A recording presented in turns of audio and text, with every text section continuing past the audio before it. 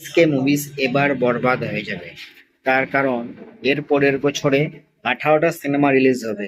SK movies বিশাল বড় event করে সেটা ঘোষণা করেছেন যে এসকে মুভিজ বলছে 18টা সিনেমা রিলিজ করবে পরের বছরে, কিন্তু একটাও সিনেমা জিৎ, দেব, সাকিব খান, অঙ্কুশ এদের নেই।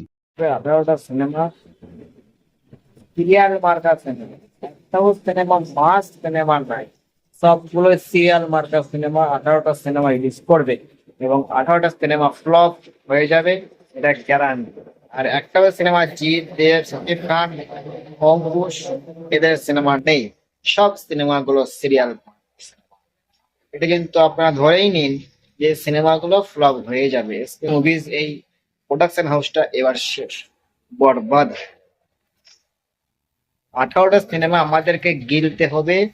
কিরকম সিনেমা? সিরিয়াল মার্কা সিনেমা। এমনিতেই তো বাংলা সিনেমা চলছে না, আবার ওপর ওপর দিকে আবার সিরিয়াল মার্কা সিনেমা অ্যানাউন্সমেন্ট করেছে 18টা।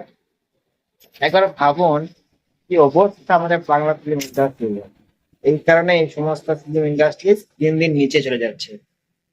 এরা কোনোদিনও ওপরে উঠতে পারবে না। এখনো এরা বুঝতে পারছে না যে এদেরকে কমার্শিয়াল সিনেমা রিলিজ করতে হবে, সিরিয়াল মার্কা নয়।